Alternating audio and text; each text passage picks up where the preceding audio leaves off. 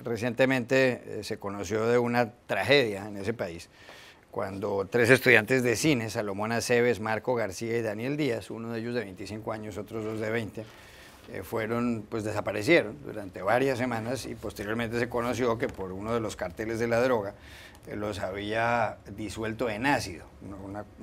Espeluznante realmente lo que ocurrió con estos tres jóvenes. Ahora han aparecido varios informes sobre las personas jóvenes desaparecidas en México, y resulta que en México se calcula que hay 34.268 desaparecidos, repito, 34.268, y 16.594, es decir, más o menos la mitad de ellos son personas menores de 29 años. En este año 2017, en el 2017 hubo en México, por otra parte, 25.339 homicidios, es decir, 70 al día. Y el gobierno del presidente Enrique Peña Nieto ya ha superado en víctimas mortales, o por lo menos durante su periodo, al gobierno inmediatamente anterior, el de Felipe Calderón.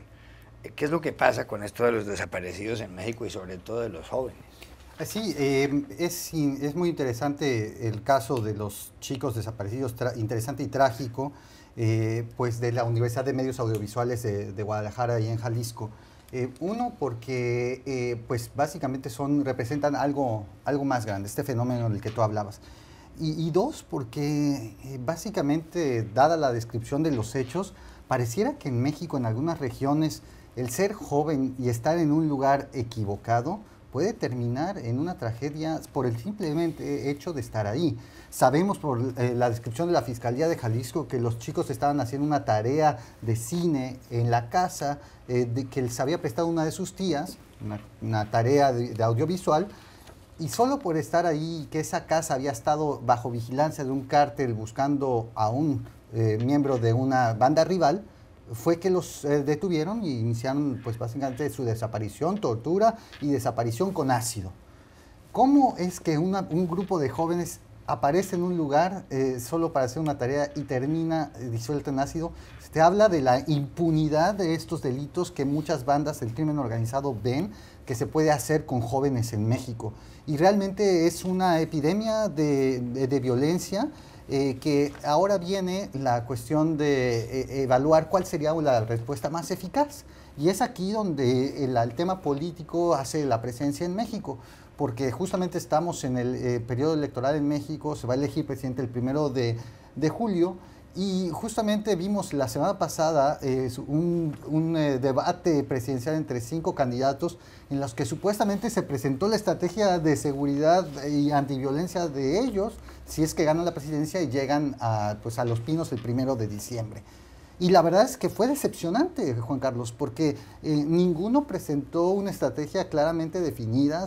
Muchos candidatos repitieron mucho de la estrategia que se está siguiendo en este momento en el gobierno federal de México, que es básicamente pues lo que también se vive en distintos países de América Latina, que es el descabezamiento de las bandas, pero sin dejar desactivadas las estructuras mismas de las bandas. Y tenemos a un puntero en la elección, que es Andrés Manuel López Obrador, que presenta esta cosa muy raramente definida como amnistía, como su estrategia contra esta epidemia de violencia. Después del debate, sus asesores dicen que realmente no se trata de una amnistía, sino de un proceso de reconciliación nacional, no un proceso de amnistía. Bueno, primero hay que informar al candidato que pues utilice las palabras correctas, porque pues se entienden cosas completamente distintas. Pero ¿es esa la manera más efectiva para detener la violencia? Yo pienso que el tema de la impunidad, crear cuerpos de ministerios públicos y policías que puedan castigar efectivamente crímenes como estos, sí, debe ser el primer paso para detener una epidemia que se extiende, porque si no, de lo contrario, se imita y se imita y se imita y terminamos en 34,000 desaparecidos. Juan Carlos Hidalgo. Me acuerdo que durante la administración de Felipe Calderón se creó el relato, casi que formado de Los Pinos, de que la gente que moría, que estaba siendo asesinada en esta guerra contra las drogas, era mayormente gente que tenía algo que tenía algo de responsabilidad. Una cuenta pendiente. Alguna cuenta pendiente, de que eran parte del negocio de las drogas y por lo tanto habían sido asesinados o desaparecidos. Pero cuando usted tiene un país en donde más del 90% de los homicidios, de este tipo de homicidios, no son resueltos, ¿cómo saber entonces si ese relato es cierto o no es cierto? Y en este caso, en verdad, donde uno ve un caso como el de estos tres muchachos, uno dice, exactamente qué fue lo que hicieron ellos que provocó la ira de un cartel, porque no simplemente fue que fueron asesinados, fueron torturados y luego sus cuerpos disueltos en ácido. O sea, es una manera terrible de acabar con la vida de alguien. Si ya de por sí matar a alguien ya es de por sí terrible. Y la tragedia de esto es de que ya se ha vuelto normal. Yo me acuerdo que todavía en la época de Felipe Calderón y de cara a la elección del 2012, el tema de la violencia acaparaba titulares aquí en Estados Unidos. La violencia en México era uno de los grandes temas, se publicaban libros, se hacían foros. El presidente Obama constantemente era acorralado para que diera explicaciones por el papel que juega Estados Unidos en el tema de la violencia mexicana como principal consumidor de drogas, que esta violencia tiene mucho que ver con el narco. Ya eso ya no. Ya aquí en Estados Unidos no se discute mayor cosa sobre la violencia en México, y eso que no es que la violencia haya mermado, más bien está peor que nunca.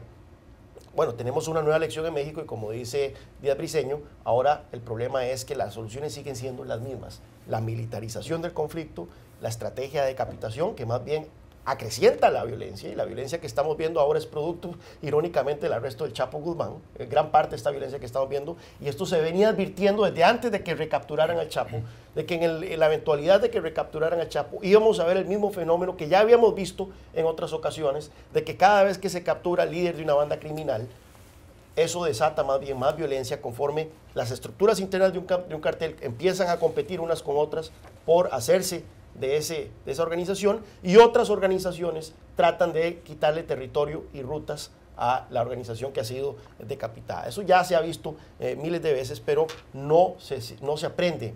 Recuerdo también la promesa de Peña Nieto hace 6 años de crear una gendarmería, creo que era una gendarmería federal, que no acabó absolutamente nada. Era una ocurrencia, como la ocurrencia ahora de López Obrador de darle una amnistía a los capos de la droga. Así que lamentablemente no augura nada bueno esto para México. En Estados Unidos no se está discutiendo ya no se está teniendo ningún tipo de discusión sobre el papel que juega este país como responsable, catalizador de esa violencia en México, y en México las estrategias se siguen repitiendo una y otra vez. ¿Cuál era la definición de Albert Einstein de estupidez? Creo que es intentar una y otra vez la misma estrategia y esperar un resultado distinto. Pepe López Zamorano. Bueno, déjame decirte, personalmente pocas noticias me han deprimido tanto, ¿no? Me han pegado emocionalmente como la desaparición de estos jóvenes, ¿no? El dato de que 1 de cada 2 jóvenes mexicanos de menos de 29 años son los que están básicamente acabando como desaparecidos. Quizá la tragedia de Ayotzinapa es equivalente, ¿no? Y para mí la gran pregunta, más allá de las estrategias, ¿no?, que hemos escuchado en la campaña, es qué nos está pasando a los mexicanos. ¿Y cómo puede llegar un país a un grado de descomposición donde a un joven rapero le paguen 3,000 pesos por desaparecer con ácido a otra persona, a otro ser humano, a otro mexicano, ¿no? Es decir, más allá de que haya estrategias buenas, malas, fracasadas, repetidas, ¿no? Yo me pongo a pensar hacia adentro de la psiquis de lo mexicano, ¿no? ¿Cómo es posible, como en los Balcanes, ¿no?, donde hubo limpieza étnica, ¿no? ¿Cómo es posible que un pueblo tan hospitalario, tan especial como uno creía que eran los mexicanos, ¿no?, acabe haciendo este tipo de cosas? ¿Qué está pasando, no? No sé, yo no creo que necesariamente se va a poder resolver con una gran estrategia anticrimen, ¿no? No se va a resolver cortándole las manos a los criminales, como propone el candidato del Bronco, ¿no? Probablemente tampoco se va a resolver simplemente atacando la pobreza, ¿no? Como lo propone Andrés Manuel López Obrador. O sea, yo creo que hay un cambio cultural que tiene que darse en México, y se tiene que dar, antes que nada, cuando los políticos empiecen a obrar con el ejemplo y cuando se termine la impunidad. En eso estoy de acuerdo, ¿no?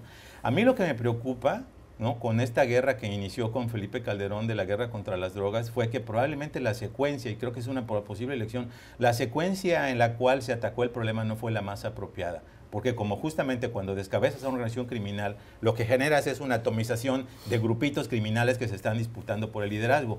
Pero ¿qué pasó con todo el tema de la reforma del sistema de justicia criminal de México, ¿no? ¿Qué pasó con toda la idea de dar dinero a las comunidades donde es más posible que se vuelvan cultivo de jóvenes para convertirse en sicarios o en miembros de las pandillas criminales, etcétera? Es decir, tienes que atacarlo de una manera holística, de una manera simultánea, pero al mismo tiempo tienes que tener la estructura para que haya confianza en las instituciones, para que si la gente ve un crimen lo reporte, para que las investigaciones prosperen, etcétera. Entonces, creo que todo eso todavía sigue siendo una gran asignatura pendiente y mientras tanto los homicidios siguen subiendo. No hay una explicación lógica, racional de estas desapariciones y el perfil de jóvenes de menos de 29 años, es que simplemente son los nuevos sicarios de los ejércitos, de las organizaciones criminales en México. ¿Dónde están? Porque la cifra que tenemos no es de la gente que ha desaparecido, es de la gente que sigue desaparecida. ¿Dónde están los que regresaron? ¿Qué hicieron? Es decir, hay una lamentable historia pendiente que contar y creo que obviamente solamente apunta a esta gran crisis social que estamos viviendo en nuestro país.